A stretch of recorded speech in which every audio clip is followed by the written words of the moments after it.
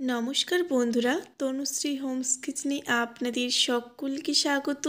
বন্ধুরা, আজ আমি আপনাদের সাথে শেয়ার করব পুরভরা ছাতুর পরোটা রেসিপি, যেটা সকালবেলা নাস্তা বা বাচ্চাদের টিফিনেও কিন্তু আপনারা খুব অল্প সময়ের মধ্যে তৈরি করে দিতে পারবেন।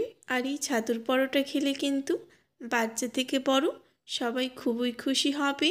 এবার পুরভরা ছাতুর পরোটা বানানোর জন্য একটা বাটিতে আমি নিয়ে নেব পরিমাণ অনুযায়ী আটা, দিয়ে দেব সামান্য পরিমাণে লবণ, আর দিয়ে দেব 1 চামচ রিফাইন অয়েল।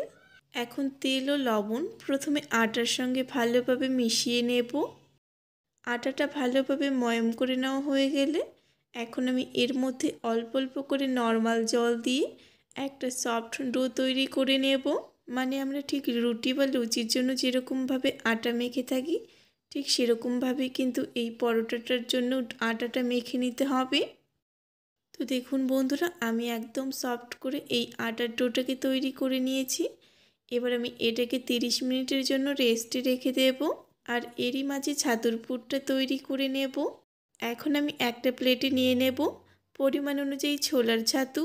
এখন ছাতুর মধ্যে দিয়ে দেব 2 চামচ পেঁয়াজ কুচি, দিয়ে দেব 4-5টা কাঁচা লঙ্কা কুচি, আর দিয়ে দেব সামান্য পরিমাণে একটু গ্রেট করে নেওয়া আদা, দিয়ে দেব স্বাদ অনুযায়ী লবণ।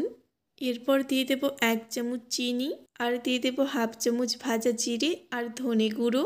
এবার এখানে দিয়ে দেব কিছুটা ধনেপাতা কুচি।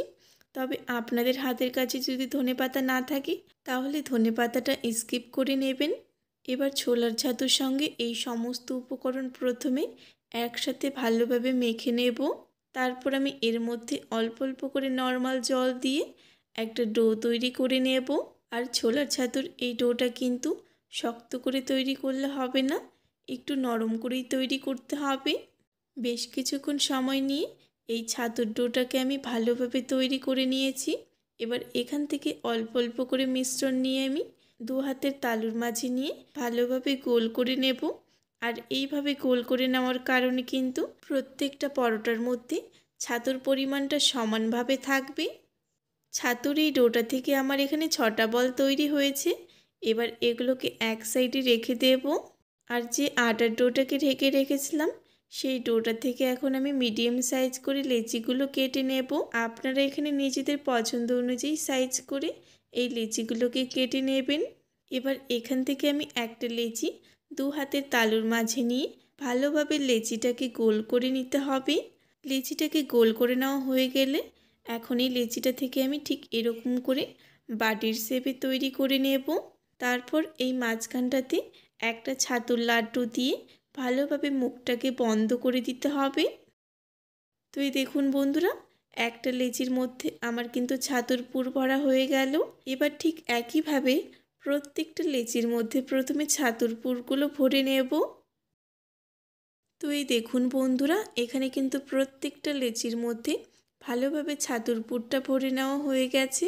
এখন এখান থেকে একটা লেচি শুকনো আটার মধ্যে কোট করে নিয়ে তারপর চাটুর উপরে নিয়ে নেব।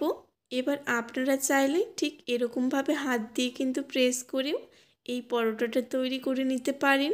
তো এবার আমি ভালোভাবে এই পরোটাটাকে বেলে নেব। পরোটাটা এখানে আমার ভালোভাবে বেলে নেওয়া হয়ে গেছে। আর দেখুন বন্ধুরা, এই পরোটাটা কিন্তু খুব বেশি পাতলা নেই, আবার খুব বেশি কিন্তু মোটাও নেই। এবার ঠিক একইভাবে আমি প্রত্যেকটা পরোটা প্রথমে তৈরি করে নেব। সবগুলো পরোটা তৈরি করে নেওয়ার পরে এবার এখান থেকে একটা পরোটা আমি গরম তাওয়ার উপরে দিয়ে দেব। তারপর এই পরোটাটার প্রথমে দুটো সাইডে ভালোভাবে সেঁকে নেব। তো কিছুক্ষণ পর পর উল্টে পাল্টে এই পরোটাটার দুটো সাইডে আমি ভালোভাবে সেঁকে নিয়েছি। এবার এটাকে তুলে নেব।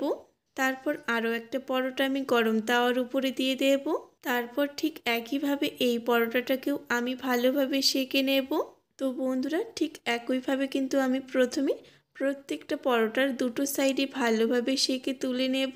সবগুলো পরোটা ভালোভাবে সেঁকে নেওয়ার পরে এখানে আমি শেষের পরোটার উপরে দিয়ে দিলাম 1 চামচ সাদা তেল।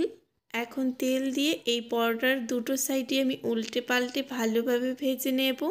আর অবশ্যই কিন্তু এই পরোটাগুলো ভাজার সময় গ্যাসের আঁচটা মিডিয়াম আঁচে রাখতে হবে। হাই আঁচে রাখলে কিন্তু এই পরোটাগুলোর ওপরে খুব তাড়াতাড়ি কালার চলে আসবে। তো এই দেখুন বন্ধুরা, কিছুক্ষণ পর পর উল্টে পাল্টে খুব সুন্দরভাবে এই ছাতুর পরোটাটাকে ভেজে নেওয়া হয়ে গেছে। এবার এই ছাতুর পরোটাটাকে আমি তুলে নেব। এখন আরও একটা পরোটা আমি তাওয়ার উপরে দিয়ে দেব। তারপর এই পরোটার উপরে দিয়ে দেব 1 চামচ সাদা তেল। আর আপনারা কিন্তু এখানে সাদা তেলের পরিবর্তে ঘি দিয়েও এই পরোটাগুলো ভেজে নিতে পারবেন। এখানে আমার দ্বিতীয় পরোটাটাও ভালোভাবে ভেজে নেওয়া হয়ে গেছে। এবার বাকি ছাতুর পরোটাগুলো আমি ঠিক একইভাবে ভেজে নেব। বন্ধুরা, আজকের এই রেসিপিটি ভালো লাগলে অবশ্যই একটা কমেন্ট করবেন।